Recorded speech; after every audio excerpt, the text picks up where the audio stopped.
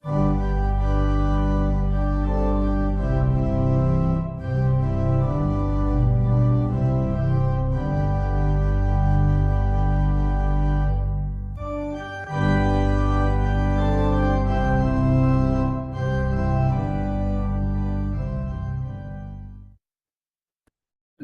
twongere dushimire Imana abakunzi b'umusaraba, izina ry'Imana rihabwa icyubahiro.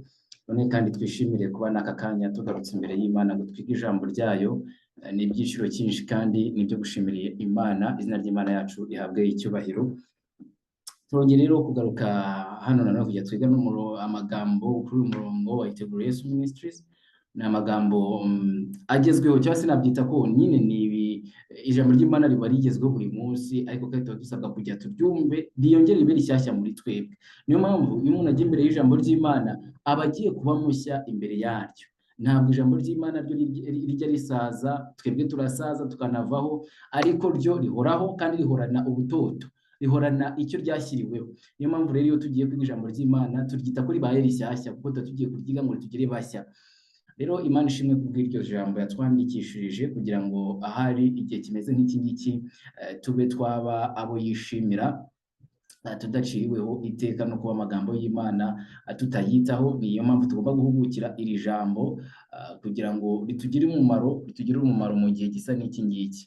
Ndizera yuko turabana tukajyana ku musozo, aho tugiye kwigana amagambo twakwita ko ari amagambo akomeye kandi ko karanakomeye, kuko ni amagambo avuga neza ibiriho n'ibigomba kubaho. Ibyo ngibyo rero abenshi bifata nk'imibare, abanyeshuri benshi batinya isomo ry'imibare, rero biba bisaba kugira ngo duhuguke, bisaba kugira ngo tube maso, twumve ikivuzwe, tucyumvire ku murongo wacyo, tutajya gushyiraho ubusobanuro bwacu cyangwa se ngo tubyumve macuri kandi uburyo bivuzwemo ari byatugirira akamaro. Uribaza ngo tugiye kwigana amagambo avuga ngo iki?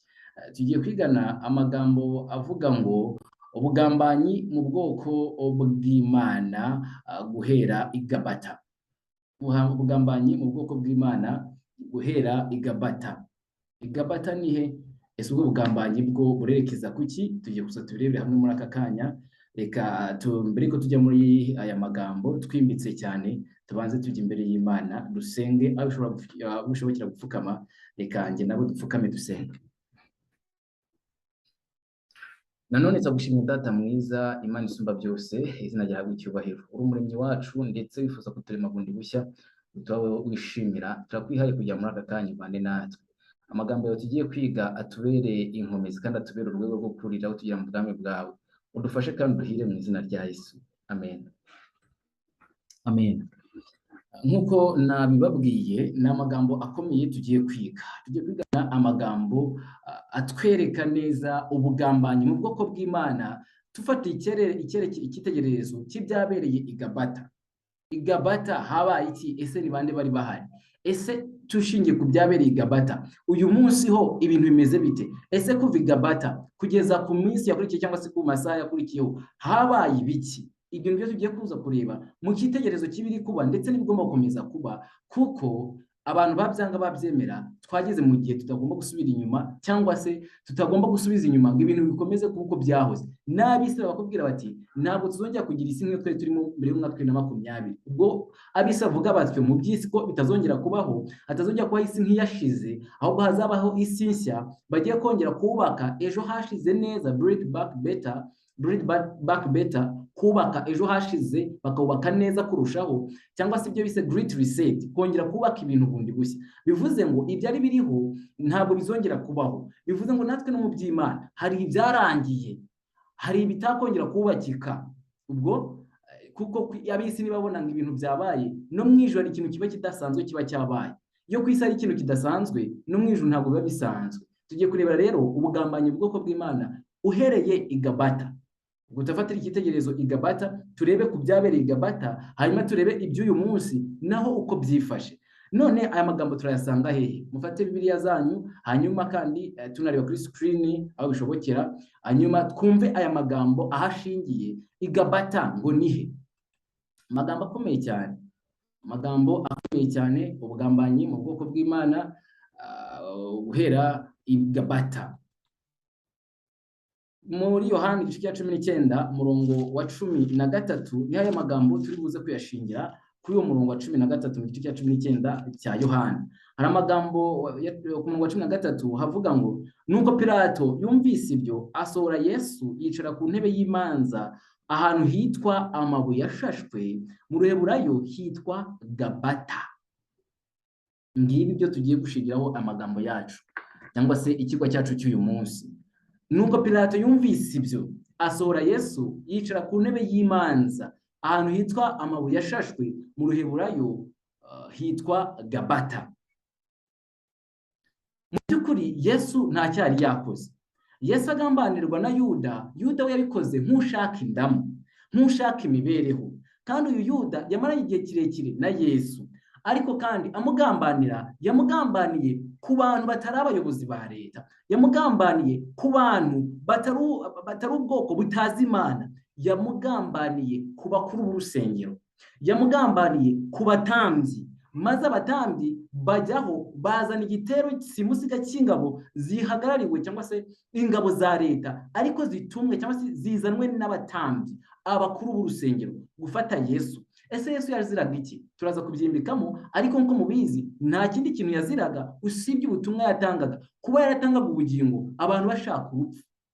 Biratangaje ko ubutumwa buzana ubugingo ntabwo bujya bukundwa. Ni ukuva kera na kare Yesu yarazaniye ubugingo Abayuda ndetse n'ab'isi muri rusange, ariko kuko bari bashaka urupfu gutegekwa na Satani baramwanze, bamwangira kuba bazaniye ubugingo. Biratangaje, bageze mu gihe cyo gupfa bafite urupfu impande yabo, ariko urupfu rwabo rubaryoheye kurenza ubuzima buhoraho Kristo yari abazaniye. Ni nacyo cyatumye Kristo bamwica, bamujijije ubwo buzima ashaka kubaho. No kumubwira bati ibyo bintu ushaka kuduhera ubuntu twabigusabye, twe twibeshejeho kandi tuzibeshaho. Nyamara icyo bavugaga ni uko bari bashaka kuzapfa by'iteka ryose, ni uko ubugingo buhoraho bari babwamaganye by'iteka ryose. Tubyumve dutya, Yesu ku Bayuda ndetse n'ab'isi muri rusange n'Abaroma ko tuza kubireba, yari ubugingo buhoraho kuri bo. Bagombaga kumwakira nk'umwami w'amahoro ubazanira ubugingo, umwami ubavana mu cyaha bakabaho by'iteka ryose. Ariko se baramwakiriye? Igisubizo ni oya. Ahubwo ubwo bugingo babushyize ahantu batagomba kongera kuburabuka. Bifuzaga yuko babuvanaho by'iteka ryose, kandi ngo turaza kubireba icyo bari bashaka gisa nkaho cyagezweho, nubwo kitagezweho 100%, ariko nyamara hari icyo bari bagezeho mu bigaragarira amaso. Bari birukanye Yesu muri bo, nubwo burya kurwanya Imana biba bigoye, ariko bo ubwabo icyo bashakaga, reka mbyerure mvuge gutya, bakigezeho. Kuko icyo bashakaga ni ukwanga ubugingo buhoraho. Nyamara bari bakoze n'ikindi kintu kizatuma ubwo bugingo buhoraho bugera kuri benshi, nanjye nawe turimo. Amen. Ariko bo bari bateye intambwe yo kubwanga by'iteka ryose. Wumve, ntabwo bari kurwanya Yesu gusa, ahubwo nabo ubwabo bari kwirwanya. Ibi bintu biratangaje. Umuntu uri kwirwanya akora ibintu bikomeye cyane. Abayuda bagambaniye Yesu, bamujyanye kwa Pilato. Kuko tujye kubireba, bari kuvuga bati nta wundi mwami tuzi, nta wundi mwami dukeneye keretse Kayisari, keretse gutegekwa n'ingoma y'Abaroma. Ubwoko bw'Imana, ishyanga ryato, abamvuga ni bandi, ni ishyanga ryatoranyijwe, ishyanga ryashinzwe ibyo mu nzu y'Imana, iby'umwuka, ngo babikongeze bigere mu mahanga yose. Aba ngaba nibo bari barigisha ubuhanuzi bwa Mesiya ko azaza agacungura abantu, akabavana mu byaha. Nubwo byaje kugira bakavangirwa na Satani, ubuhanuzi buvuga ibya Yesu kuza kwa mbere bakabwirengagiza, aho bakigisha ubuhanuzi buvuga ibya Yesu bwo kuza kwa kabiri kazabaje kubavana mu ngoyi y'Abaroma. Nyamara ubutumwa bwerekana ubwami bw'ubuntu cyangwa se bwo gukizwa ibyaha barabwirengagiza. Ni nako bigomba kugendekera ab'iki gihe. Kandi uko icyo gihe byagenze byarangiye, Abayuda bagizwe ishyanga ry'umwihariko, bavanyeho ingabano Uwiteka yabashyiriyeho kugira bati fatanya n'abanyamahanga. Birangira abakuriye urusengero, abakuriye ubwoko bw'Abayuda bavanyeho izo nzitizi zose, maze bagira ubumwe n'Abaroma, kugeza ubwo byanditswe mu gitabo cyitwa Uwifuzwe byose cy'icyiciro cya 2, ubwoko bwatoranijwe. Kugeza ubwo Abayuda batangiye kugengwa n'Abaroma, kuko umutambyi mukuru yashyirwagaho n'Abaroma, ndetse n'ubutegetsi bw'Abaroma nibwo bwashyiragaho imitegekere y'Abayahudi. Nubwo yari ikomeje kubaho ubwabo, nukabona imitegekere y'Abayahudi iracyariho, ariko yagirwagamo uruhare n'Abaroma. Ndetse n'igihe Yesu yaraje kugira ngo bakosore imico yabo mibi yo kuba baravanyeho urugabano, yo kuba baragiye mu byaha bindi, baramwanze, baramubwira bati iyo mitegekere yawe ni iy'agahato, nk'uko Satani yavugiye mu ijuru. Iyo mitegekere yawe ni iy'agahato, ibyo bintu uvuga ntabwo tubishaka, twebwe nta wundi mwami dufite keretse Kayisari Umuroma. Uribaza uyu munsi abantu bari kuvuga bingana iki? Ese uyu munsi amategeko ashyirwaho abantu bamaze gutora mu biki? Turaza kubireba, ni ibintu bitangaje. Mureke twinjire mu cyigisho, dukomeze tugende, wenda turabona byinshi muri cyo biradufasha kumenya ngo uyu munsi igabata nihe, uyu munsi niki kiri kubera igabata. Inama y'Abayuda imaze gucira Yesu iteka, aka kantu mukumve neza. Yesu amaze kuza mu isi, amaze kubera mu Bayuda icyo twakwita nk'ibuye risitaza, ni nako byanditse. Amaze kuza mu Bayuda, mu Bayahudi, akabigisha ijambo ry'Imana, akabigisha uburyo bakizwa mu ibyaha, akabigisha icyaha cyabo ngo bakireke. Aba bantu batangiye umugambi wo kumurwanya kuva yanavuka, ubyibuke kwa Herode. Herode afatanije n'ab'i Yerusalemu ngo bahagarikanye umutima ngo barwanye Yesu. Ariko kuva icyo gihe bakomeje kugenda batega amatwi Yesu, badashaka gukizwa, ahubwo bashaka kumutega imitego ngo bamwicishe cyangwa se bamwice. Oya, kugeza naho bajya bohereza abatasi ngo bumve ibyo yigishije, barebe ko ari n'icyaha bamurega. Rero bamaze kubona ko uburyo Yesu akora, maze kumva uburyo Yesu yigishamo, kuko yaje asa n'uwigisha umurongo utandukanye n'ubamenyereye. Baramenyere ko umuntu akizwa ibyaha binyuze mu kuzana ibitambo, ko umurimo w'Imana ukorwa binyuze mu buturo bwera. Yesu waje atangira kwigisha abantu, ndetse bamwe muri bakajya babwira ati ibyaha byanyu murabibabariwe, nyamara nta gitambo bajyanye mu rusengero. Maze ibyo bikarya abatambyi bari barashyizeho uburyo bakungukira mu bitambo, kuko nta muntu wari ukemewe kuzana inuma y'intungura yivanye hanze cyangwa se intama, yabisangaga ku rusengero akabyishyura ikiguzi kandi cyo ku rwego rwo hejuru. Maze bikagora bamwe kubona imbabazi z'ibyaha, bikagora bamwe kugera ku gakiza, bitewe n'uko igiciro cy'igitambo cyabaga gihenze cyane, bityo agakiza kagasigarira abakuru cyangwa se abakire. Yesu rero aje, buri wese akamubwira ati ibyaha byawe urabibabariwe, wakozwe ku mutima. Abayuda, abafarisayo baravuga ati uyu muntu ninde? Uyu muntu arigereranije ninde wundi wabarira ibyaha keretse Imana? Ntabwo ko ibyo bavuze atari byo. Abantu bagira, kuko twe twamenyere ngo nyine twabyize twumva ngo Yesu, tukamwiga amateka tukanamumenya. Abantu bagira ngo ab'icyo gihe ntabwo byibagoye cyane kumva ngo imbabazi nta wundi muntu zitanga, ni Imana. Ntabaga babeshye pe, ni imbabazi ni Imana zitangaga. Ariko icyo batamenye ni uwo nguwo nyine. Suko ibyabaga bari kuko atari ukuri, suko Kristo, suko umuntu wabonaga nk'umuntu uhagaze aho ngaho koko yari afite ibindi bintu birenze. Ntabwo ari kuko yagomba gutanga imbabazi z'Imana niba ari umuntu nk'abandi. Oya, ibyo bari kuvuga byari byo, ahubwo icyo batamenye ni uwo muntu nyine uwo ari we. Nuko batamenye ko atari umuntu usanzwe, nibyo kosa gusa baguyemo. N'ibyo bavugaga ko nta wundi muntu ushobora gutanga imbabazi, ntabaga babeshye. Ariko kuko batasobanukiwe n'uwo muntu uwo ari we, ngo bamenye icyamuzanye ndetse n'umurimo afite, nicyo cyatumye bagombeza kugenda bishyiraho urukuta rubabuza kugera ku mbabazi z'Uwiteka. Abafarisayo rero bakomeje kumurwanya, maze babonye ibitangaza akomeje kugenda akora, babonye ukuntu azuye ya Lazaro, amuvanye mu mva, ndetse akoze igitangaza gikomeye cyane, abantu benshi bakamwizera. Bagiye inama bati uyu muntu tugomba kumuhagarika uko byamera kose. Ndetse icyo gihe bari muri iyo nama nibwo Kayafa yavuze ikintu gikomeye cyane. Kayafa yavuze ati tugure inama turebe uburyo twahiga uyu muntu. Maze bari mu nama hasohoka ijambo rivuga ngo ese ntabwo ari byiza yuko umuntu umwe yapfira ishyanga ryose aho kugira ngo ishyanga ryose ririmbuke? Byari bitangaje. Bari banzuye yuko Yesu agomba gupfa, ariko uburyo bwo kumwica bwari bakomereye cyane. Kandi vuga ikintu cyatumaga bajya kumwica, suko yari yabibye, suko yari yabici, nuko yari akomeje kunamba ku kuri cyangwa se kwigisha inzira y'ukuri bo badashaka kunyuramo. Ese muvandimwe, uyu munsi biragaragara cyangwa ntibigaragara? Wenda reka dukomeze. Ariko wumva ikintu Yesu bari bagiye kumwicira cyangwa se bamukoreye inama, nuko yigishaga ibintu bihabanye n'ubushake bwabo. Yavugaga icyaha cyabo badashaka kukihana. Ese uyu munsi icyaha kivuzwe, wowe ubwawe bigenda ute? Uhitamo kukihana cyangwa uhitamo kugishakira impamvu no kukiremera intambara? Kandi iyo ushatse kugishyigikira birangira urwanije umuntu wakikubwiraga. Uyu munsi bari mu mwanya w'Abafarisayo cyangwa se abashinzwe iby'Imana, amadini atandukanye, iyo babwiye ko bijanditse mu byaha, bohejwe na leta bagakora ibyaha byo gukanamiza umutimanama w'abantu, mvuze gutyo, ariko mu byumve nyine ko abafite n'ubundi buryo babyumva nk'uko tugiye kuza kubireba nabo mu byumve. Ntabwo mbanye umurongo w'ibyanditswe byera, ahubwo reka mvuge ibintu byagaragariye amaso ku bantu badasoma. iyo twize uburyo nyine ibintu byabaye muri iki gihe tubona wenda mu buryo bwa mwuka, ariko tujye mu buryo wenda bwagaragaye. Leta ivuga ngo mukore kino, abantu b'itorero nabo bakifatanya nabo gukanamiza umudendezo w'umutimanama. Iyo ubwiye umuntu icyaha yakoze, aho kugira ngo ahitemo kukihana, ahitamo gushinga intambara ngo wowe ikimbwira uri muntu ki, nk'abayuda neza. Oya, ni icyaha kiragaragara.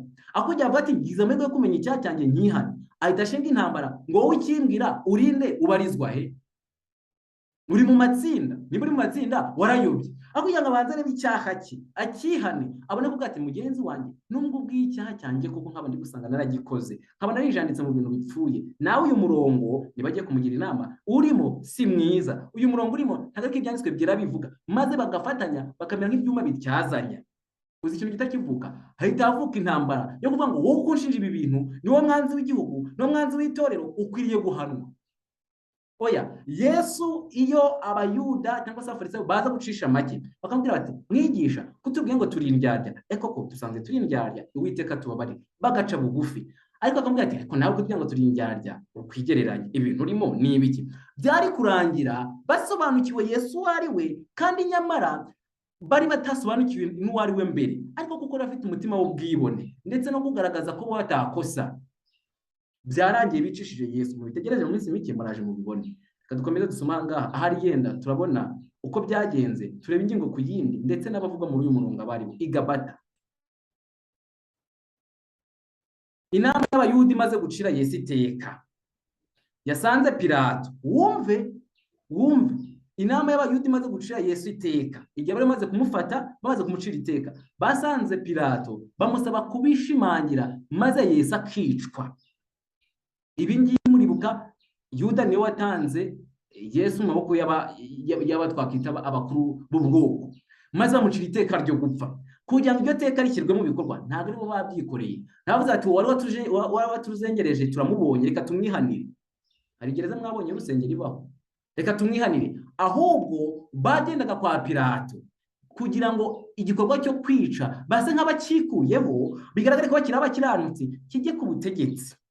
Wakubwira ibintu biri ibi bintu ni gahunda za leta, ni leta yabikoze. Hari uwo twafashe, hari uwo twakingiye, hari uwo twafunze. Niko byagenze na mbere. Barafashe Yesu bamuciraho iteka ko ibyo akoze atari byo, kuko umurongo arimo atari wo bashaka, bamushyira Pilato ngo ace iteka ryo kumwica rishyirwe mu bikorwa. Komeza dusoma ayo magambo,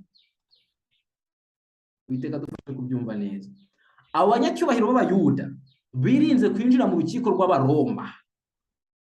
Ku bw'amategeko y'imihango, iyo binjira byajyaga kubatera igihumanya, byajyaga kubabera igihumanya, maze ntibemerwe kujya mu munsi mukuru wa Pasika wari wegereje. Ngo bajya kwifatanya n'Abaroma, iyo bajya kwinjira mu rukiko byari kubabera igihumanya, bakaba bahumanye. Ntibikunde yuko bajya mu munsi mukuru wa Pasika kandi bakoze ku kintu gihumanye cyangwa se bahumanye. Mu buhumyi bwabo ntibabashaga kubona ko urwango ruvusha amaraso rwamaze guhumanya imitima yabo mu gihe bari bamaze kwanga Kristo, we mwana w'intama w'ukuri wa Pasika, ko iby'uwo munsi mukuru ukomeye wari utakibafitiye ubusobanuro. Reka mbabaze, murabizi neza ko ikintu bari barimo ari ukuri? Munyumve, ikintu bari barimo cyo kwitegura umunsi mukuru wa Pasika. Uyu munsi wa Pasika rwose wari ukuri, wari warabwirijwe n'ijambo ry'Uwiteka kuva mu Misiri, byari umunsi w'ukuri pe. Ariko birinze kwihumanya ngo binjira mu rukiko rw'Abaroma. Ariko nyamara ngo imitima yabo yarangije kubabera igihumanya. Uyu munsi abantu bavuga bati twebwe dimanche niza tuzaba duhagaze neza, tuzaba turi guhagararira Imana, batazi ku muntu n'ubundi batigeze baruhuka isabato, kuko nyiri isabato ntibajya bamwerereza. Mbese muragira ngo dimanche ni ibiki? Muragira ngo isabato ni igiki? Abantu bibwira ko ari umunsi nyine. Yegura mu munsi uragaragara, ariko isabato irenze kuba umunsi, kimwe nuko n'icyumweru kirenze kuba umunsi. Abantu uyu munsi bari gushyigikira amategeko y'icyumweru neza 100%. Bavuye mu isabato, kandi nyamara ku munsi w'isabato wabona bagiye mu nsengero. Oya, dimanche abantu bari kugenda bayakira. Munyumve neza, ndabizi neza abantu bashobora guhita bashinga intambara kuvuga ngo abantu kwakira dimanche itaratangazwa.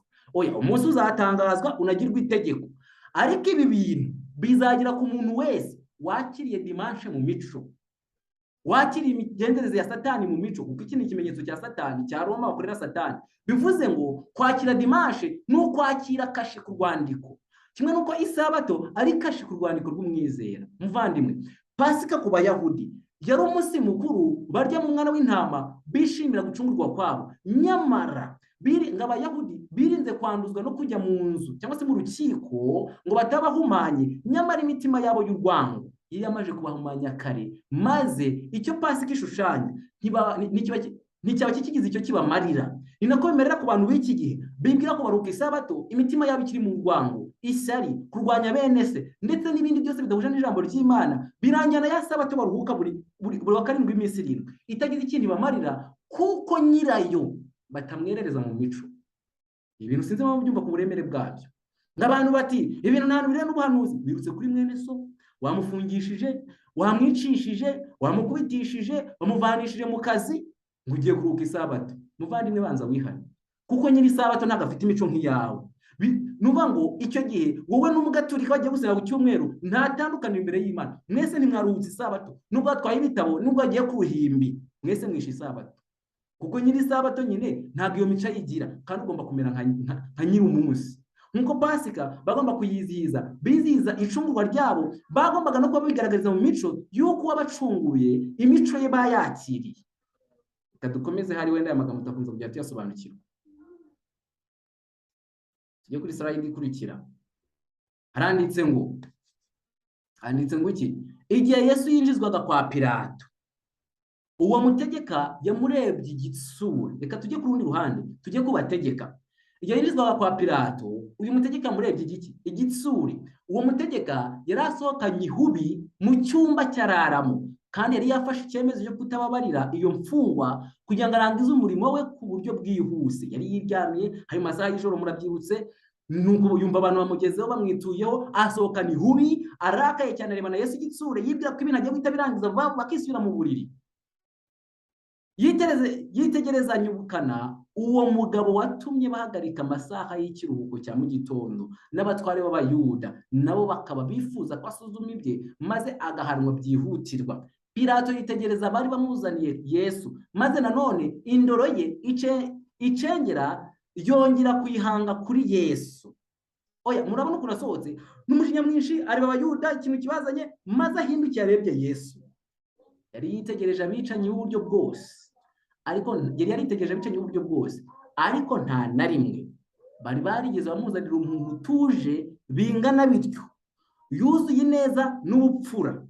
Mu maso ye nta kimenyetso cy'icyaha cyaharangwaga, nta kimenyetso cy'ubwoba wamubonagamo, haba no kwihandagaza cyangwa se kwigira indakoreka. Ibi bintu biratangaje.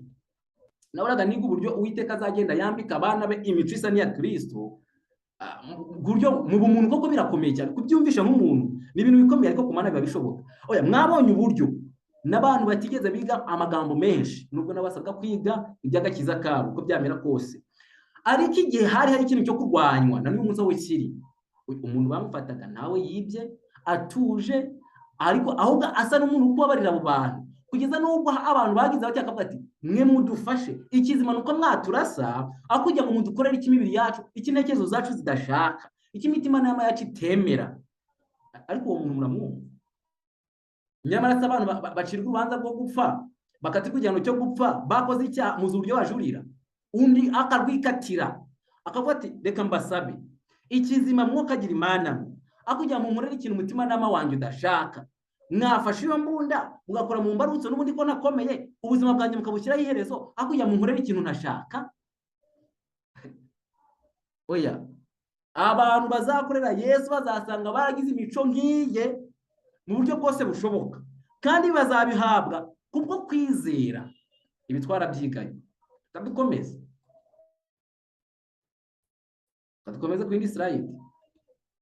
Pilato amaze kubona ibyo aravuga ati uyu mugabo ninde, kandi impamvu iki yabateye kumunzanira? Amaze kumureba abona ntagasanzwe. Ibirego bamurega ni ibihe? Umuntu umeze gutya, umuntu udafite amaso yo guhangana, umuntu kubona utuje gutya, ninde? Ni iki kibateye kumunzanira? Muramurega cyaha ki? Abo bari bamanjiriwe kuko atifuzaga kubarizwa mu ruhame, bari bazi neza ko batari bushobore kugaragaza ibirego barega Kristo. Muzi ukuntu ibintu bimeze. Oya, ibintu twatangiye kwisogongera, aho umuntu nta tegeko rya leta yishe, oya ntaryo pe, utambwira ngo ingingo iyi yayishe, ahubwo abamufashe bo bayishe, oya nta tegeko ry'ibyo twizera yishe, muvuge ngo yishira ihame, oya ntaryo. Ariko abantu babiri, itorero na leta bagafatiriza hamwe kurwanya uwo muntu. Reka mbabaze, uyu muntu itegeko nshinga riramushyigikira, uyu muntu urufatiro rw'imyizerere yacu ruramushyigikira, ariko aregwa iki? Umva icyabaye kuri Yesu. Abayuda bari babuze icyo bavuga, bari bazi neza ko batari bushobore kugaragaza ibirego barega Kristo. Nuko bamusubiza ko ari umugabo wigeranya witwa Yesu w'i Nazareti. Umugabo wigira gute? Wigeranya. Uyu munsi zibirego biri kuregwa abana b'Imana, bagiye mu matsinda, bigize ngo intumwa, bigize ngo nibo batwaye ubutumwa bwiza, abandi babaciraho iteka. Ibyo birego bigiye kugenda bibyimbe, bikure, kugeza ubwo umuntu ukunda ukuri agukunda agukunze, n'ukwanze akwanga kwanze kandi akurwanya. Nta kindi cyabo bababonaho usibye kuvuga ngo barigereranya. Ibirego biba bisa. Murahirwa niba barega ibirego bisa n'ibya Kristo. Mutabibye, mutishyira ihame ry'itorero, mutabarenganije, ariko bikarangira babumvishe ku buryo muri babi, ngo ntabaza mu rusengero, ngo banze kuza mu rusengero. Icyo kikaba icyaha. Urusengero ni rugungukira, ni wowe nabo rusanzemo. Gatangara. Dukomeze.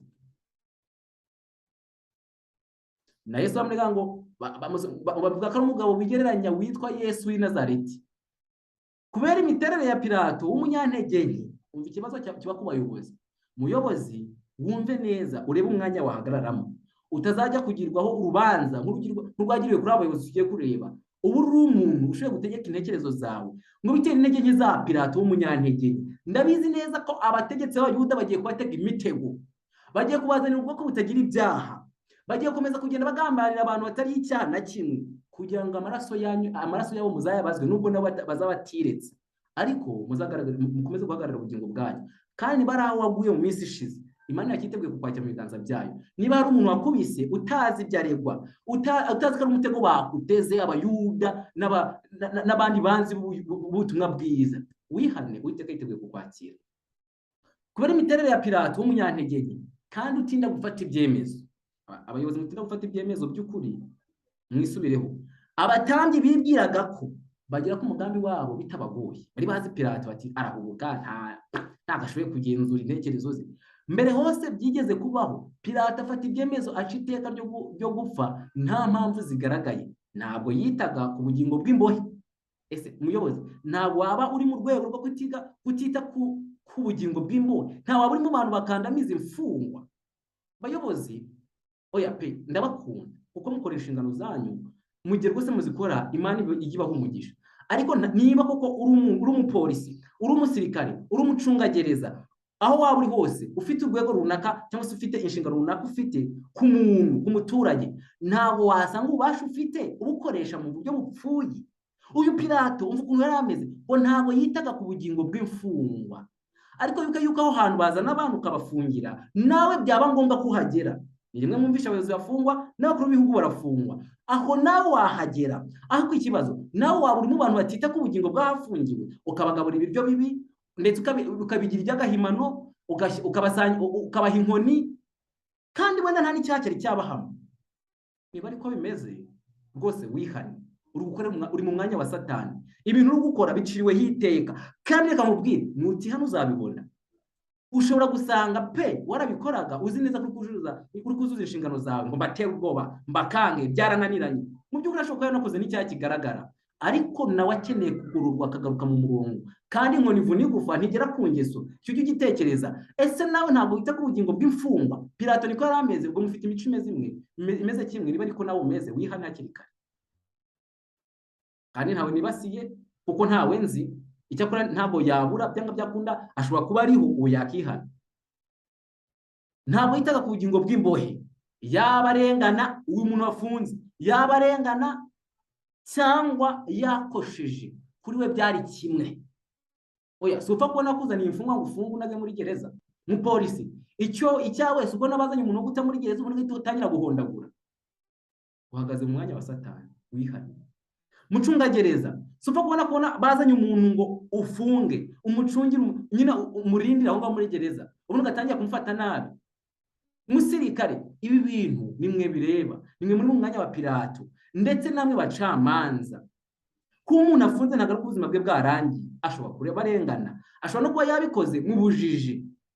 Mukorere Imana, mukore nk'abagaragu b'Imana kandi bizabagirira umugisha, muzabona muhabwa imigisha mu byo mutatekerezaga. Ntabwo muzagaragara nk'abantu b'abanyacyubahiro gikeya, ntabwo muzagaragara nk'abantu basuzuguritse ko mutakoresheje ikiboko, muzagaragara nk'abantu bafite icyubahiro. Uwiteka azakibambika ko muzamukura mu mwanya we nk'ibyo nawe adukorera. Nawe ubwawe Uwiteka afashe inkoni yakwirirwa kwita kuva mu gitondo kugeza no mu gitondo ntayaruhuka, kuko nawe ubwawe uri umunyabyaha, nanjye nuko. Uwiteka atwihanganira kugira ngo ahari niba natwe dufite inshingano zo kwita ku bandi tubihanganire.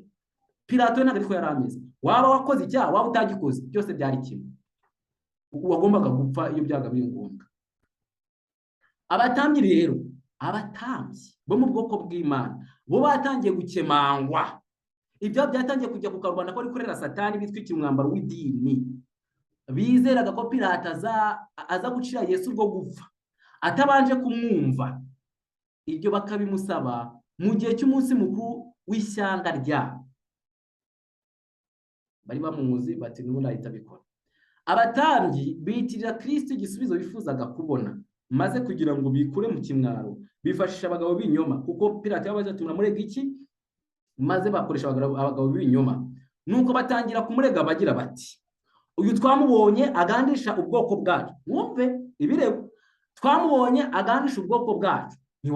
Ntibatangaza itariki byabereyeho, nta nubwo batangaza amagambo yavuze abagandisha, usibye ibyo nyine by'ibinyoma. Twamubonye agandisha ubwoko bwacu. Nibyo birego bikorerwa abana b'Imana. Ni abantu baca igikuba, ni abantu batuma abantu batubaha leta.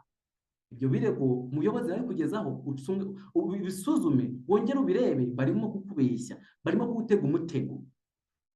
Bamubonye agandisha ubwoko bwabo, ababuza guha Kayisari umusoro. Wibuke barabeshya. Avuga kandi ko ari Kristo umwana. Yewe byaha. Uyu munsi niko bari kurega abantu, bari kwigereranya, ngo bari kujya mu mwanya utari uwabo, bari kuvuga ubutumwa amacuri, bari kugandisha abantu, bakabangisha ubutegetsi, kandi ubutegetsi bwarashyizweho n'Imana. Ntabwo muzi ko oya, kugeza nabo bashyigikiye icyaha kugira ngo bigire inshuti kwa Kayisari. Ngo leta ni umubyeyi. Umubyeyi yakubyaye ryari? Yaragutwisira kubyara ku buryo yashyigikira mu bibi. Si uko wenda nayo itacika intege pe. Abayobozi nabo bagira gutya akaba n'ubwo bashobora kubona wenda nabyo batatekereje n'abana, ariko niba bakoze ikibi babwira iki bakoze bakihana. Ariko gushaka kubigiraho inshuti, muzi ko mudakunda n'abayobozi banyu, ariko abayobozi banyu ntabwo babona umwanya wo kwiga ijambo ry'Imana, nubwo nabo bakwiye kuwushaka. Baba bari muri shuguri kugira ngo babiteho. Niyo mpamvu Imana yabageneye igihe cyo kubabwiriza ubutumwa binyuze muri ibyo bikorwa byanjye kwiyuzuriza igikombe cyo kurenganya ubwoko bw'Imana. Uwiteka ageneye abayobozi umwanya wo kwakira ubutumwa, kandi nzi ko ibi ngibi byakozwe bizongera gukorwa, maze bakakira ubutumwa mwe muri kwanga. Oya, uzi ko mudakunda abayobozi banyu, ngo abantu nabakunda leta, ngo leta ni umubyeyi, ngo leta oya, ngo ni gahunda za leta muzubahe, mwe gusuzugura leta. Kugeza nawe ubwo umuntu ushinzwe iby'idini ahagarara akavuga ngo wumve. Oya, abantu bari gukorera Satani barigaragaza rwose. Oya, reka mbabwire ibya Satani biba byigaragaza, ufite amaso y'umwuka urabimenya. Agahagarara, simuzi ko niyo umuntu akoze icyaha tugize amahirwe akadukundira akemera icyaha cye, tugize amahirwe akadukundira akemera ko tuganira, ntabwo twemerewe kumujyana muri leta.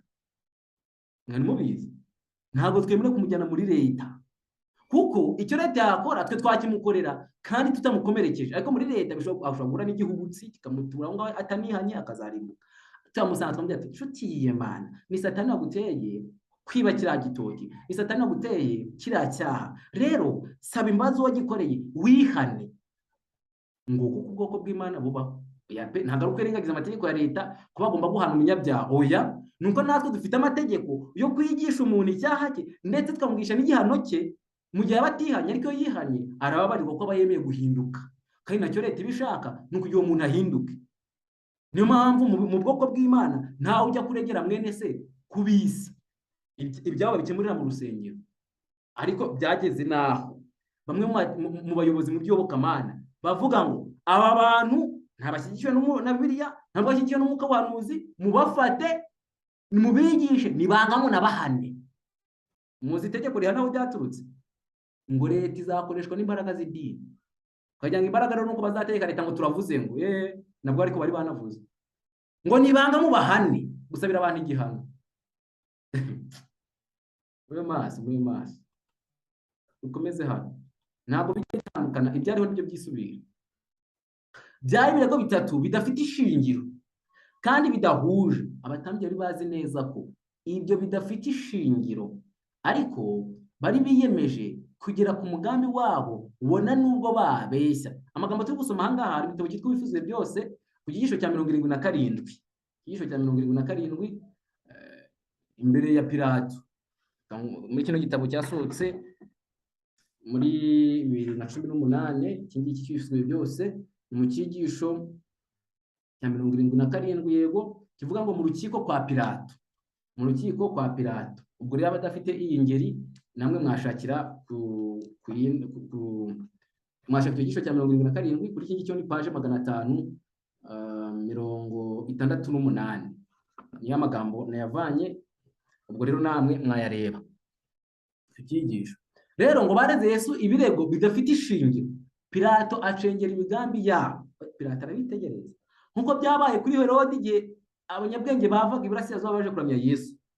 Na Pilato yari acengeye agitegereza imigambi yabo, ntabwo yizeraga ko iyo mbohe bazanye ariwe Yesu yagambaniye ubutegetsi. Muzi ko ahubwo mwa muri kwikoza isoni. Ndabwira abantu mu idini abitwa karuko bw'Imana, mwa muri kwikoza isoni. Muzi ko mugiye gusananira bene wanyu, mwa muri kwisuzuguza.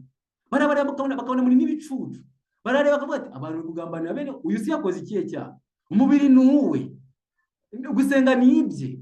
Barabareba bakabareka mukanya ngo bambara bashyigikiye, ariko baba barebye mu ntekerezo, baba babonye ko muri ko muteye, baba babonye kare.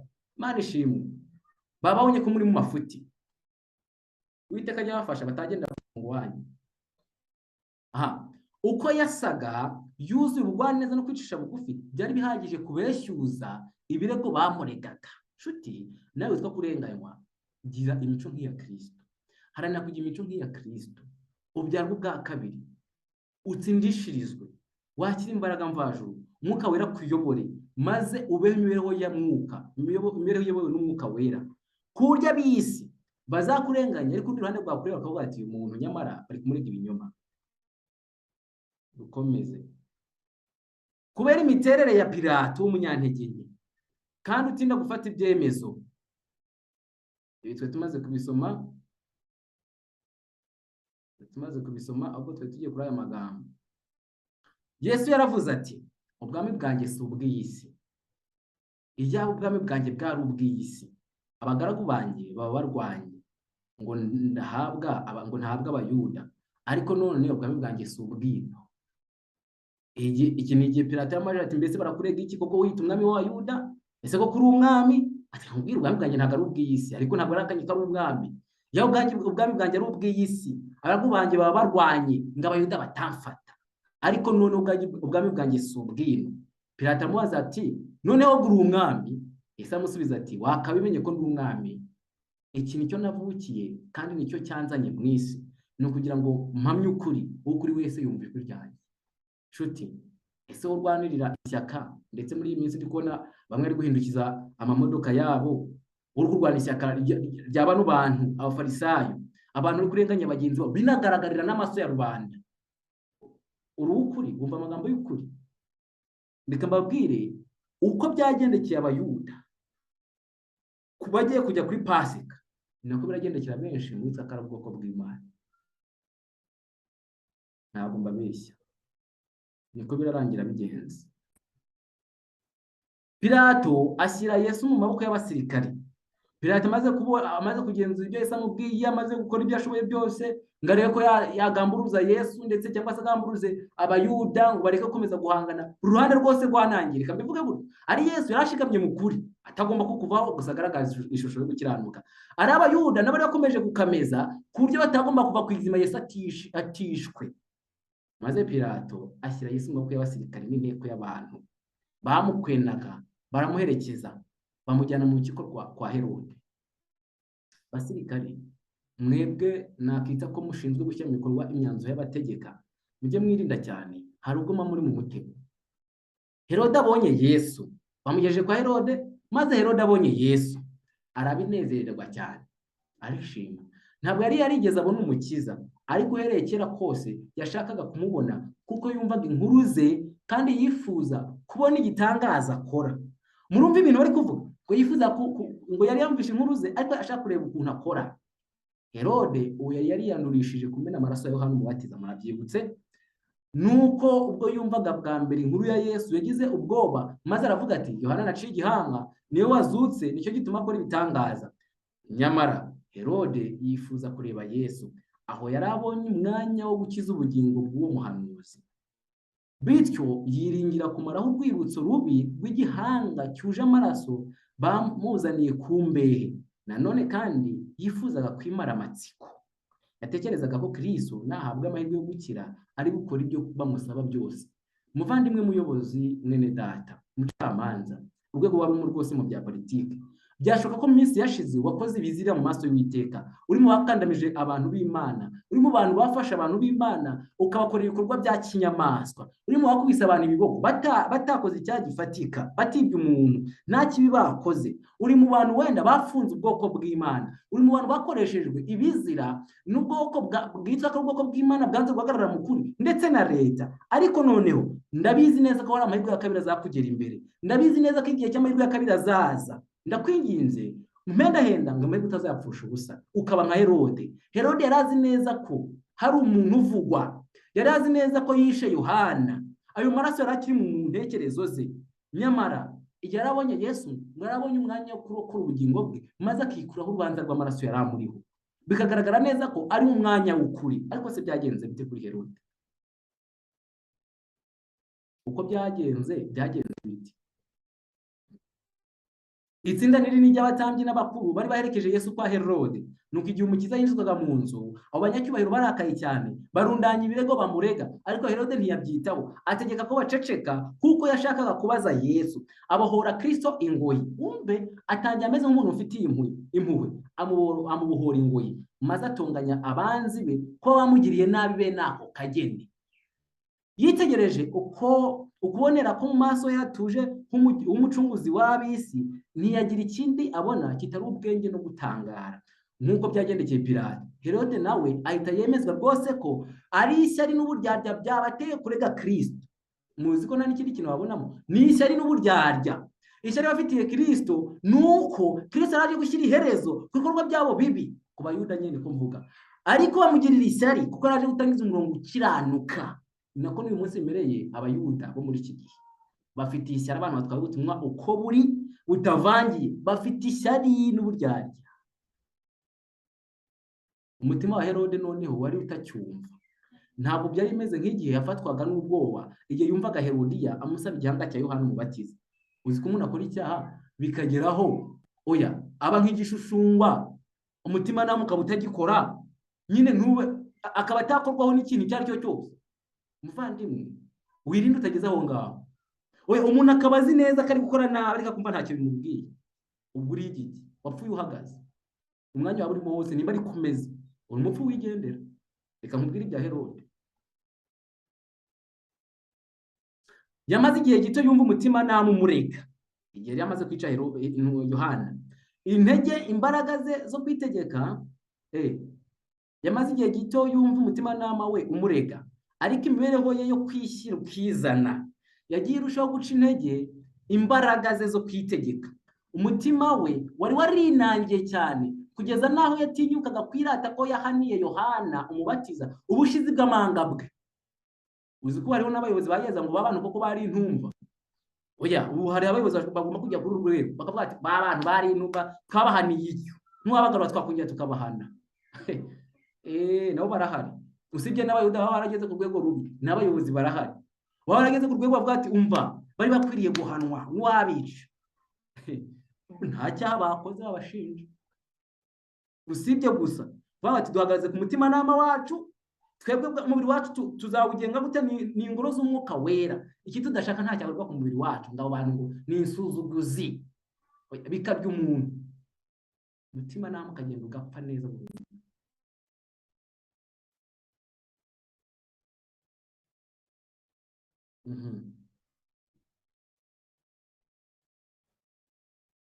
abarenganya Kristo bari bamwigereranyijeho kuko bari bibwiye ko ari mubi nkabo. Abarenganya Kristo bari ibi bintu ariko muri kubyumva wakubwira uburemere bw'ibi bintu watanga rubonye biri kuba muri iki gihe abantu bazi ko bahagaze mu kuri. Hari urundi ruhande barwanya kandi bose ni abayuda. Abarenganya Kristo bari abayuda nkuko na Kristo yari umwe mu bayuda cyangwa se abayahudi, yari uwo mu bayahudi ubwoko bw'abagenzi bereka mvuge gutyo mvuge mu mubiri.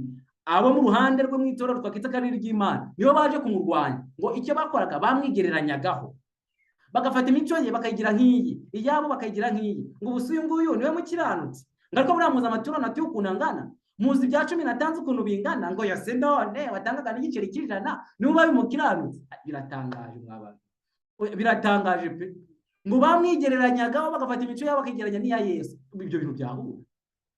Niba udafite Kristo nta kintu na kimwe wakora ngo ugeranye nawe ntabishoboka. Ngariko niko byagenze kandi uyu munsi niko biri kugenda. Umuntu akicaga bateko si reka ngiwe niyo ubwiza nabwirije n'imyaka maze mu itorero aka kana kaje ejo niko kagiye kungamburuza kajya bagiye kumugamburiza mu bintu by'ukuri aribo. Biratangaje. Hirya y'ibyo barebaga ako kanya hagaragaraga indi pica. Iyo pica y'icyubahiro kandi bose umunsi umwe bazayirabukwa. Simureba kababwiza birirwa ari kuvuga kugeza naho bisa nkaho imbaraga zibashizemo bakavuga bikagira naho barwanywa bagenzi babo bagahaguruka bakabasubiramo bakabarwanya. Ntimujya mubibona igihe kizagera abantu basobanukirwe neza yuko ibyo bigishijwe ibyo babwiwe bakwiye kubyitaho kurenza uko babigenje. Muraje mubibone ni vuba kandi ntabwo ari iterabwoba nubwo benshi bavuga amagambo tugiye dutwaye ngo ni iterabwoba. Habonekamo bamwe bahindura umushyitsi imbere ya Kristo. Icyakora muri abo habonekagamo bamwe bahindura umushyitsi imbere ya Kristo mu gihe iyo nteko y'abagome yikubitaga imbere ya Yesu imushungera. Bamwe muri bo bari bagiye imbere bafite uwo mugambi basubirayo bacecetse kubera ubwoba. Ibintu ngewe mbibona birantangaza. Nsoma aya magambo nkakurikiza ibiriho n'ibyariho byarantangaza. Uzi ko umuntu bamurenganyiriza umutima nama we bamwe bakishima abandi bakabati nkura bamuhoye ikiko. Umuntu akababazwa n'icyo kintu kiri gukorerwa mwene se mugenzi we akumva ku gahinda ko Imana igufashe nibwo gafite Uwiteka akuri iruhande. Ngo abantu bamwe bari baje ariko nabo ntabwo bazanywe n'umugambi mwiza. Bari baje kunenga Kristo bamubonye ati aha nane nageza n'imico afite ubwo sinyifite ibyabo ndabona ari mukuri ntabyo ari bagira ubwo barigendera bahindishijwe umushyitsi nuko bamubonye. Wari uzi ko ari abantu bavuze bati umva bariya abantu sinasangiye nabo, bariya abantu ntago nkuranye nabo, sinadikanije nabo ngo mbe mbazi ngari kuko mbabona bari abantu nta cyaha bakoze cyo kubicisha, bari nta cyaha bakoze cyo kubafungisha n'umubiri wabo mureke biyahure. Kuryo byagaragaraga nabo kavuga ati ariko bari abantu koko bizera n'Imana. Uzi ko bizera ko Imana yabakiza icyorezo twese twahungabanye ngo kiratwica. Murumva abo bantu yakomereza amagambo ziko muri kubyumvira ku murongo wabyo kuko bari afite akazi gakomeye kandi akora. Herode yumvise atsinzwe, arebye Yesu yumvise atsinzwe. Imirasire iheruka y'umucyo w'ubuntu yarasiye ku mutima we wabaye akahebwe. Imirasire imeze gute? Iheruka muyobozi, amahirwe azakuzeho si menshi nk'uko byagendekeye kuri Herode. Ni amahirwe yari akabiri yamugeze imbere. Amahirwe ya mbere ni aya Yohana yamugeze imbere, aya kabiri yarabaye ya Yesu umugeze imbere. Yiyumvisemo ko imbere ye hadahagaze umuntu usanzwe, kuko ubumana bwagaragariraga bwarabagiraniraga mu bumuntu. uru rwego abana b'Imana basabwa kugeraho, ubumana bukabagiranira mu bumuntu. Mu gihe Kristo yari akikijwe n'inteko y'abakobanyi, abasambanyi n'abicanyi, Herode yabaye nk'uwitegereza Imana yicaye ku ntebe yayo y'ubwami. Oya, Herode we ntabwo yabonaga uko abandi reka mvuge ibyo yabonaga ntabwo ari byo abandi babonaga. We yarebye Yesu abona ni nk'Imana yicaye ku ntebe y'ubwami bwayo. Byarakomeje maze bongera kumushyira Pilato mu burakari, nawe akomeza kudafata umwanzuro nyawo. Herode byarangiye yiciriyeho iteka, yanga kurekura Yesu, yanga kumucira urubanza rw'ukuri, yishyiraho iherezo, maze atuma Yesu asubizwa kwa Pilato, kandi nawe amukoreye ibikorwa bibi cyane byo kumubabaza kuko yanze kwerekana igitangaza. Asubijwe kwa Pilato.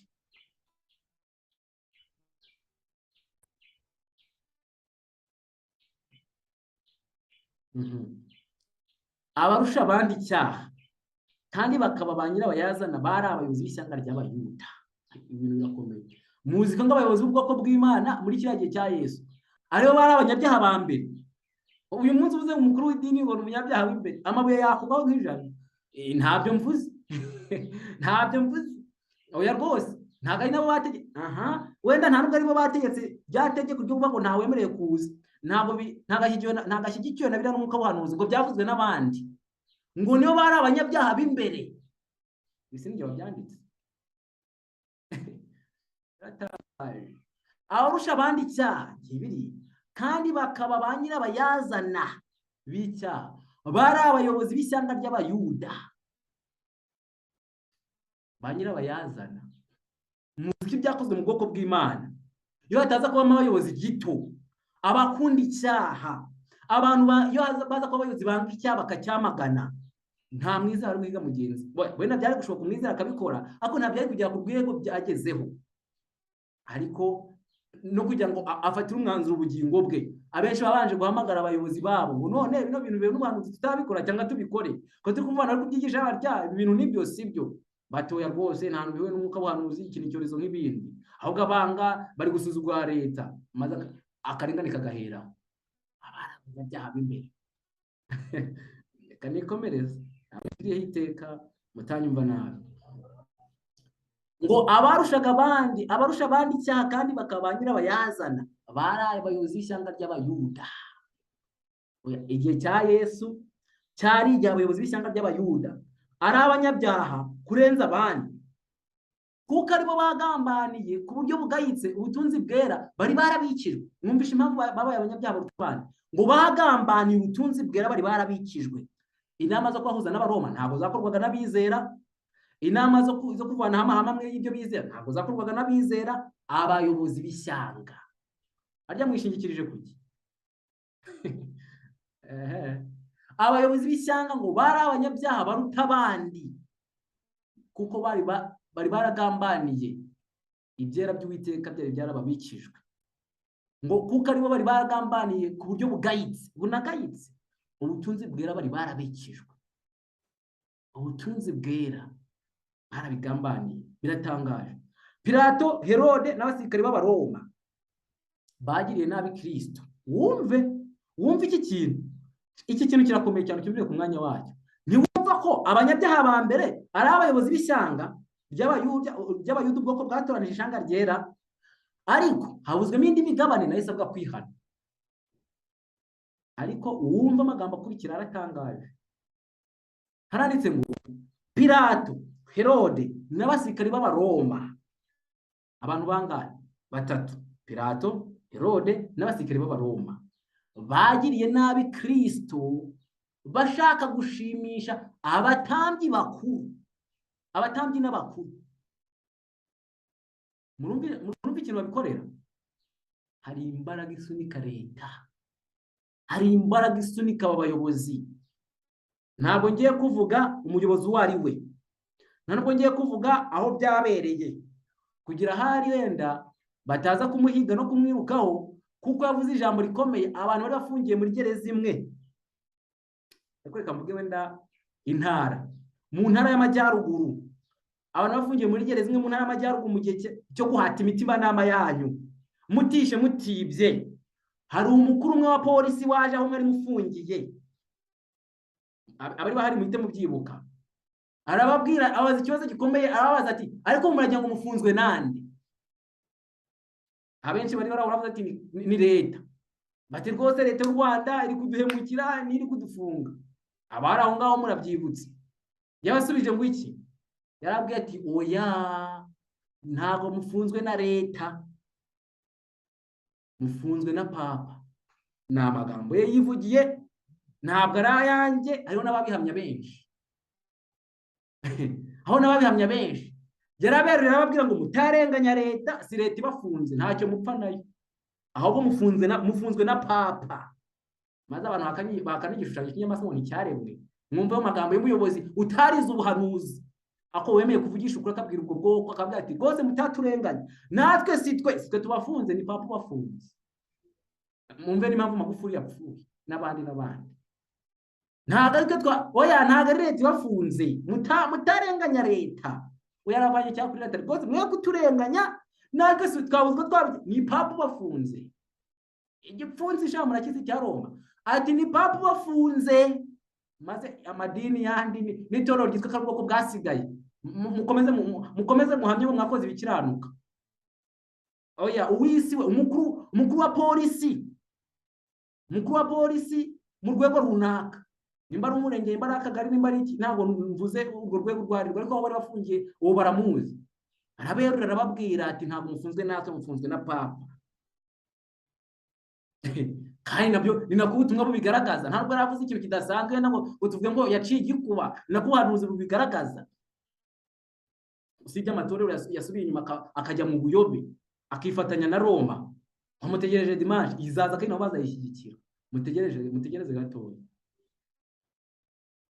Abatambyi n'abakuru ngo Herode, Pilato n'abasirikare bagiye nabi Yesu, bashaka gushimisha aba bantu babiri. Abatambyi n'abakuru b'ubwoko bw'Abayuda bari bazi bike gusa. Pilato, Herode n'abasirikare b'Abaroma bari bazi bike gusa byerekeye kuri Yesu, kandi nta mucyo bari barahawe nk'ishyanga ry'Abayuda. Abayuda muzi umucyo bahawe, Abadivantisite bahawe n'ubutumwa bwo kwitungira amagara mazima. Ababwirije ibyo bintu biswe babwiriza bakataraboneka, baragiye barabihakana, ibintu nta hantu bihuriye, mugende mwikingiza. Ariko na n'uyu munsi barakikije ijambo, ngo mwakire ijambo ry'Imana. Ijambo ryande biratangaje, ijambo ryande. Uzi ko ibintu byabaye kuri Yesu neza ni fotokopi y'ibintu biri kuba. Ngo umucyo bahawe Abayuda, abasirikari, Abaroma, abasirikari b'Abaroma, Pilato na Herode, nta mucyo bari bafite, nubwo nabo batashimwe. Ako ngo babikore kujya bashimisha abakuru n'abatambyi. Iyo y'abasirikari, wumva igihamya kiri hano, ngiyo abasirikari baza kuba barahawe umucyo uhagije, ntibaba baragiriye Yesu ubugome bungana butyo. Bapolisi, basirikari, mwirukanse ku bantu, hari za FDLR zo guhangana nazo, mwirukanse ku bantu hari ibijura biri kwiba abantu byabazengereje, mwirukanse ku bantu batibye, batishe, ngo nuko banze kwangiriza imibiri yabo. Wenda mwabikoze kuko nge nta nubwo nabashinja ko hari ubutumwa mwirengagije. Icyo mushinjwa ni ukurenga ku itegeko nshinga ry'igihugu cyanyu ritemera agahato. Mwakoresheje icyo, mugomba kukihana rwose. Nta n'ikintu mwabisayidira ngo muvuge ngo ngahangaha twakoze neza, ntaho. Ariko mwebwe nta mucyo w'Abayuda mwari mufite ngo mubone uburemere bwabyo, ariko Abayuda bari bawufite, nibo baba bateye kubikora. Nibo mwahamagaraga bakaza kuri biro zanyu bakavuga ngo aba bantu mubahane niba banze kubikora, bafite umucyo birengagije. Umukati bari bashyigikiye umukati. Oya, mwebweho oya, no kugira ngo bimeze nk'aho ubanza rwanyu mwari kwikuyeho. Uzi ko bitangaje, bimeze nk'aho ubanza abasirikari, abapolisi na leta basa n'abarwikuyeho barushyira ku madini. Amadini yakihanye ko bisa namwe mwari kwikuye muri amagara amadini ngo muze musobanure ibyo mwizera, twumve ko tugiye kurenganya abantu. Abanyamadini batireka da bagambanira ibyiringiro byabo. Murumva icyakiremereye, ariko uburyo abakuru b'Abayuda aribo bagifite, ntabwo ari abapolisi, ntabwo ari abasirikari, oya, abakuru b'ishyanga. Ibintu iyo tubivuga dukomeye cyane, kuko mwagushije mu mutego abantu batari kugwamo iyo muhagaragaza ukuri. muvuga muti twebwe twigisha ibi dutwara gutya, umuntu wacu utemeye kwikingiza afite uburenganzira, icyo akora niba mushaka kumuhata umuhate nka leta, ibyo ntabwo bitureba, ariko mugaragaye neza, ariko mwarabishyigikiye, mutuma n'abasirikari batazi ukuri babigwamo, amaraso yabo namwe bariho, cyakora abasirikari mwihana. Ntabwo ngaba ngaba bafite umucyo nk'uwo habaye abayuda, ngo ntaba barakoze nk'ibyo abayuda bakoze, ntabwo bari kugira Yesu mu buryo bubungana nk'ubwo bamugiriye. Abayuda mu guhitamo kwabo bakitoraniza ingoma y'abapagani, bari biyatse uburinzi bw'Imana. Muzi ko kigiye kwa Pilato ngo yahuye n'ibibazo birimo kiriya gitabo nababwiye cy'ibifuzwe byose, ariko no muri ariko byanditse. Pilato yashatse uburyo bwose yakiza Yesu, ashaka uburyo bwose yamubohora, arangira avuga ati okay, uziko nibutse abantu nabamenyereje ikintu cyiza, ngo kuri we nyine ko abibona, namenyereje ikintu cyo kubohorera imbohe imwe mu minsi mikuru yabo. Reka hari yenda wasanga byabacanze batazi ibyo ari byo, nafunze umuntu witwa Baraba, reka muzane hano mpagararanye na Yesu. Baraba uhagarariye Satani. Muri iki gitabo cy'ibifuzwe byose banditse ngo Baraba yari yise umuyobozi w'iby'idini, yari yise Mesiya, ariko agakoresha ikiboko yambura abantu, akavuga ibyo bintu bise bibibye ngo kandi arabyemerewe. Nibabona ubugome yabagiriye, ngiye kumuzana we na Yesu babashyira imbere maze bahitishemo uwo mbarekurira. Ndabizi neza ngo barahitamo Yesu udafite icyo yabatwaye. Icyakubwira imitima y'abayuda yaguye, nko kubona Satani waguye n'ubundi birangana. Ni umutima ntabwo ngiye guca amateka, ariko umutima udashaka kwihana, hareka mvuge gutyo, umutima udashaka kwihana ntacyo wawukorera. Pilato yarazi neza ko agiye kuvana Yesu mu mutego, birangiye azana Baraba, ati none ari uyu Baraba muzi ibyo yabakoreye, ari na Yesu y'umwami wanyu, ese mbabohorere nde? Bati reka Yesu nabambwe tubohorere Baraba. Biratangaje, Yesu nabambwe. Oya, muzi ko ubu ngubu abantu benshi bishyiriyeho iherezo kandi bakomeje kuryishyiriraho, batari kuba maso ngo bihane. Icyumweru kiri imbere kirimo umwanya wa Baraba, ariko abantu bateye intambwe zo guhitamo Baraba barazikomeje. Umwanya wo guhitamo Baraba nyine urumva kuviga bata kugera hano ku nshuro ya kabiri, urumva umwanya uciyemo, ntabwo byikoze umunsi umwe. Abantu bategereza ngo bizagaragara kuri dimanche gusa, muri beshya. Dimanche izaje kuzuza ibyo mwatangiye. Oya, baravuga ati tubohorere Baraba, Yesu we nabambwe. Umwicanyi buharo. Ngo icyo bari bakoze bari bihitiyemo ubundi bwami. Maze si Pilato ababwira ati none simba mbamba umwami wanyu? Bati nta wundi mwami dufite keretse Kaisari. Oya, Imana bayanga ku mugaragaro, babwira Pilato bati rwose nta wundi mwami twigeze, nta n'undi tugira keretse umwami w'Abaroma. Ngibi biri ku uyu munsi, ibi biri ku uyu munsi. Bari biyatse uburinzi bw'Imana, muri kwiya ku burinzi bw'Imana, mberuriye muri kwiya ku burinzi bw'Imana. Oya, nta bundi buryo mwe mufite bwabarinda icyorezo. Oya, ntabwo keretse uburyo bwa Roma, uburozi bwa Roma gusa. Izanshinge mwari mwiyatse uburinzi bw'Imana, bigiye kuzabakomerera, muzabona ikintu mwakoze kandi muzicuza bitagishoboka. Bamaze kwanga Imana no kwibabera umwami, nta mutabazi bari bagifite. Mwumva icyo bakoze? Bari bamaze kwanga Imana kwibabera umwami, nta mutabazi bari bagifite.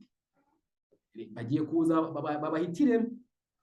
Icyumweru sinabasomeye amagambo ari mu ntambara ikomeye ko kizaza kimeze nk'ari igihano ku bwoko bw'Imana. Ntabwo icyumweru kizashyirwaho nk'ikintu kiraho ngaho, kizaba kikiriho ubwoko bw'Imana ngo babafunga mutwe nibo bakomeje kugeza aho uyu munsi umuntu yakira amagambo aturutse ku muntu wo kumucyaha, akamanza yasuzuma ngo avuye kuri nde, ngo ni mu matsinda, ngo ntabwo nayumva. Abo ngabo bari kubabwira ngo nabafunga mutwe, mugiye kubafungana imitwe kugeza nubwo leta izatangaza dimanche. Nimwumva aribo bashyigikiye itegeko ry'isabato, arimwe bo abantu bari bashyigikiye itegeko ry'icyumweru, mvuga bati barabafunga mutwe ntabwo aribo twakurikira, ahubwo koko biragaragara ko ari kudushakira ibintu bibi. Mutekereze ariyo ndibu ntabwo mwabyumva, cyane ko ntabwo bikera. Aha, nta bwami bari bagifite, nta mwami bari bagifite keretse Kaisari. Muzi impamvu? Muzi amahitamo ari gukorwa n'abantu. Birarangira koko bigaragaye ko nta mwami ugihari keretse Kaisari. Kaisari ninde muri uyu munsi? Ni Roma, minisitiri w'Upapa. biri kurangira bigaragaye ko mu rusengero koko nta wundi mwami urimo keretse Kayisari. Urwango, ubucakura, kugenda naho n'uburyarya, aho no kuhimba ibintu byahindutse. Inyigisho za Bluetooth muri kuzibona. Icyakora Uwiteka atabara. Nta wundi mwami nyine keretse Kayisari. Iterambere ry'isi, iterambere rya Roma, paje 319, paje 319 mu ntambara ikomeye harabivuga. Kankomeze, ngaha abatambyi n'abigisha amategeko bari bagejeje ubwoko bw'Imana. Wowe wishingikiriza ngo ku buyobozi, Uwiteka aravuze ngo abayobozi ingengamikorere izakomeza kubaho, ibyo bintu bigomba kugira igihe bigahagarara. Uwiteka agatoranya abandi, atari ko azatoranyije itorero nk'uko no mu gihe cya Yesu. Ntabwo Yesu yarabaye irindi torero, ntabwo abakurikiye Yesu bari babaye abandi irindi shyanga, ahubwo bari baje gukosora ibikorwa nabo n'abayobozi kambite gutyo, nubwo n'abandi bizera nabo bari baraguye. Ntabwo ryari n'itorero rishyizweho. Ni nako no muri iyi minsi bimeze. Ntabwo rwose najya ngo mbihishe, niko bimeze. Muri yaka icyubahiro ngo murakigumana, ntacyo muragumana, sibyo gukoresha imbaraga. Rero abantu babishingikirizaho murarimbutse. Nibo bari bishingiye ibyo byose n'ingaruka zose zajyaga gukurikiraho. Abayobozi b'idini nibo babaye ba nyirabayazana bo kurimbuka kw'iryo shyanga. Muzi ko muri 70 ibyabaye ku ishyanga ry'Abisirayeli byatewe ngo n'abayobozi b'idini. Ibintu biratangaje. Ibintu bigiye kuba ku bantu benshi bo mu itorero no ku isi muri rusange bigiye guterwa n'abayobozi b'ishyanga ry'Abayuda, abahagarariye Imana, ubwoko bwera. Abo bayobozi bari kuganisha ubwoko bw'Imana ahantu habi, nibo bagiye kubugeza ahantu habi, nibo bagiye guhamagara kurimbuka. Ariwe n'ibintu ntabwo wabyumva, ariko usenga Imana cyane bikumvisha. Dukomeze. Pilato yifuzaga gukiza Yesu, ariko yabonaga ko abikoze ataguma n'umwanya w'icyubahiro cye. Ndabizi neza ko bamwe mu bategetsi bumva bakiza ubwoko bw'Imana, ariko barebye amategeko abari hejuru, barebye igitutu bashyirwaho. Kuko Abayuda, Pilato yashatse gukiza Yesu, Abayuda bavuga ati nuramuka umurekura butari inshuti ya Kayisari. Atekereje kuri ibyo, abona ko agiye gutakaza umwanya we. Ni nako n'abayobozi muri iki gihe babona ko barokora ubwoko bw'Imana, bakavuga ati uyu muntu rwose ntakwiriye kumureka, ariko nimureka umukati ndawubura, ndava mu mwanya wanjye, ndava mu cyubahiro, ndava mu kazi, ndafungwa. Yatekereza ibyo bintu atoya, atakwigira none ibi bintu mbibure ndamukorera ibyo bashaka. Pilato byagenze, kandi ababikora muzapfa nk'uko yapfuye. Reka mbese mbasomere. Kubwo rero kwanga kureka icyubahiro cye, yahisemo guciraho iteka umukiranutsi mu cyimbo cyo kumuhara, mu cyimbo cyo guhara ubutware bw'iyi si. Ibintu bibabaje cyane. Ni abantu bangana iki bemera kureka amahame y'ukuri ngo barinde imibabaro, ngo birinde imibabaro cyangwa kubura ibyo muri ubu buryo?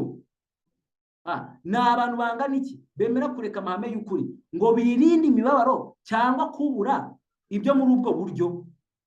Ni benshi bagambana imitimanama yabo, bakora ibyo imitimanama yabo itabemeza kugira ngo bagire gute, buke kabiri, batava mu gace kamwe bakaba inzererezi nk'uko basigaye babivuga, batakwa ibyabo, batavanwa mu kazi, basubire mu bucuruzi, bahabwa imyanya mu rusengero, bongera babwirize ku ruhimbi. Iyo nyamaswa izatuma abantu batemera kugura cyangwa kugira ngo kugurisha. Ni abantu bangana iki? Ese ni bake? Ni benshi, ni benshi rwose. Umutimanama n'igikwiriye gukorwa byereka umuntu inzira, maze inyungu ze bwite zikamwereka indi. Oya, n'ababishyigikira barabizi neza inzira yari ukuri. Uzi ko bitangaje n'abaganga baje bapfumagura abantu buraburozi bwa Roma, bari mu bantu nabo ubwabo batemeraga ko ibintu bikwiriye kwinjira mu mibiri yabo, ariko kubera umukati, kubera amafaranga, kwanga kuva mu nshingano barabikoze.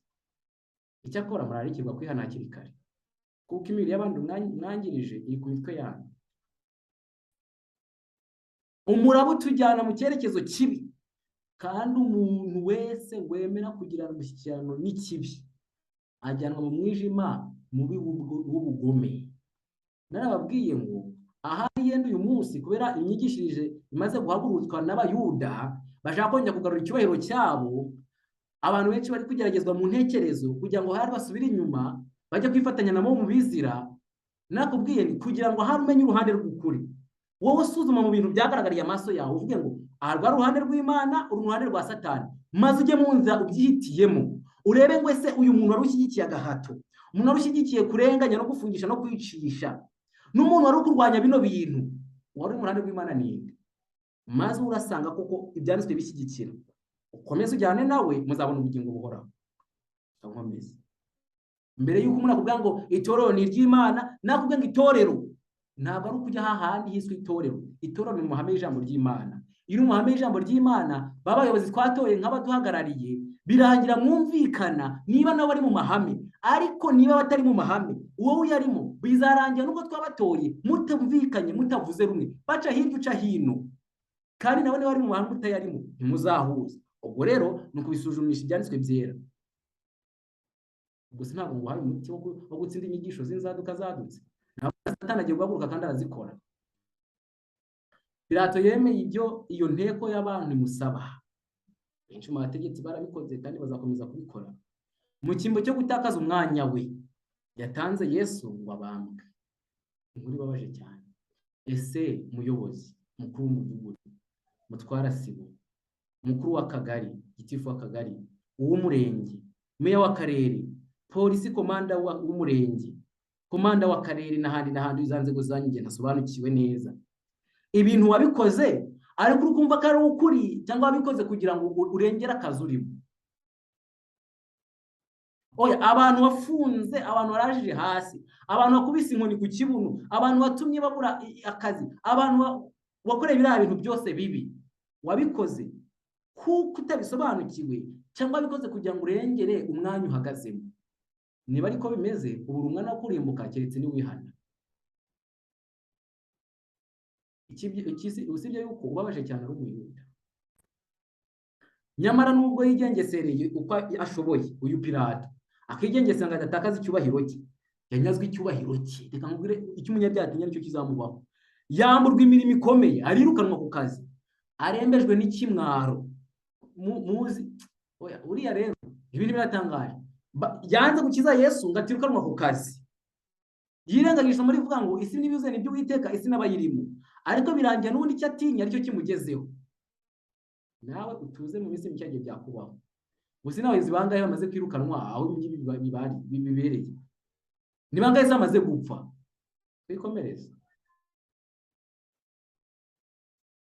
Nyamara nubwo yigengesereye ko ashoboye, yanyazwe icyubahiro cye, yamburwa imirimo ikomeye, arembejwe n'ikimwaro, kandi agasuzuguro ke gashize. Pilato ashyira iherezo ku mibereho ye. Mwumvishe umuntu wambuye Pilato ubuzima ni ubwe yari yiyahuye. Hashize igihe gito gusa Kristo abambwe yahise yiyahura. N'ubundi wa mwanya yaharaniye yawugumamo. Oya, reka mbabwire niko bigiye kubagendekera. Umwanya muri guharanira ngo mugumemo mubone amafaranga menshi, mubone icyubahiro cyinshi, mukomeze kuba ku butegetsi, mukomeze gutegeka byumvikane, n'ubundi nta mwanya mufite. Yesu agiye kuza kwishyiraho iherezo, kandi usibye nuko Yesu agiye kuza kwishyiraho iherezo, no muri ubu buzima bishobora no kurangira n'ubundi mubivanyemo. Nta ngoma zidashira zirahanguka. Abakina n'icyaha bose icyo basarura ni umubabaro n'urupfu. Hari inzira imwe itunganye, harimo inzira itunganiye umuntu, ariko iherezo ryayo ni inzira z'urupfu. Oya, inzira itunganye irahari, ariko iherezo ryayo ni inzira y'iki? Y'urupfu. Wibuka amagambo twasenye mu ntambara ikomeye. Impamvu y'ibi byose ni aya magambo y'ubutumwa bwa Marika wa gatatu, buri kugenda bugashegesha intekerezo z'abayobozi b'idini birengagije inshingano, z'abantu banze ubutumwa bwa Marika wa gatatu no kwezwa nabwo, z'abantu bigeze kurwanira bakaza kubuvamo. Nicyo kiri kubitera. Nyamara guhera ubwo benshi bazanga kunyurwa n'ayo mabwiriza ashyizweho n'umuntu. Oya, bitewe n'inyigisho ziri kwigishwa n'ubwoko bw'Imana bufite imbaraga, mukabera abashoreye benshi bari kugenda babona abayuda, babona abayobozi b'abafarisayo kuba ari kuyobya ubwoko bw'Imana, bakanga kwifatanya nabo, bakabakemanga bati sha ko wamugani, niba koko muri abantu b'Imana mwari muri mu maki, ubu si kuki mutihamye ngo mwivuguruze, mukaba mugikomeje kubishyigikira no mu matora yanyu no mu nama zanyu mukomeza kubishyigikira, mugapfundapfundikanya ibintu bipfuye. Niba muri abana b'Imana koko bari kubavumbura, ijambo ry'Imana ntabwo rigendera ubusa naho yaba umwe. oya aba bantu banga ibisobanuro mutanga bakabasaba gusobanura ku mugaragaro. Niyo ibyo babwira bihwanye n'ijambo ngo niko Uwiteka avuga. Muvandimwe nawe niba ushaka kwimara amatsiko uzababaze ibyo kibazo ahita gukorera. Abo bayobozi b'idini bameze nk'abafarisayo ba kera bazafatwa n'uburakari bwinshi, kuko ubuyobozi bwabo buzaba bumaze gukemangwa. Bavuge ko ubwo butumwa, oya nibyo bari kuvuga, bavuga ko ubwo butumwa bukomotse kuri Satani, maze bahagurukirize imbaga y'abantu bahindutse isenga y'ibyaha, gutoteza no kurenganya abamamaza ubwo butumwa. Birakomeje. Ibi nibyo bigiye gukomeza kugeza ku mperuka. Aba batwaye ubutumwa hari akarengane kari hejuru ahangaha yacu. Reka mbabwire, ku muntu wese ugishikamye mu butumwa, abayuda bene wanyu bagiye kurwanya bivuye inyuma, ugire ngo ahubwo ubuyobozi bwanavuyeho, kuko ubuyobozi bwabo bwakemanzwe, aho bavana ku mukati hakemanzwe. Guhendekeranya no kuba bindikiranya abantu buri gukemangwa. Uburakari bwabo bugiye gutuma bagambana nk'uko bagambaniye Yesu, ngo tumaze kubibona, kandi bizarangira no ubwabo baciweho iteka nk'iryaciwe ku bwoko bw'abayuda bwose, abakurikiye abayobozi bose. Isomo tugiye kureba riri mu Baroma 6:23 haranditse ngo kuko ibihembo by'ibyaha ari urupfu, ariko impano y'Imana ni ubugingo buhoraho kuri Kristo Yesu umwami wacu. Nshuti muvandimwe, ahari wakoze ibyaha byinshi cyane, byinshi, ari wenda bivuguse mu bibi utabizi, ariko ibyo bintu wakoze ibihembo byabyo mu rupfu.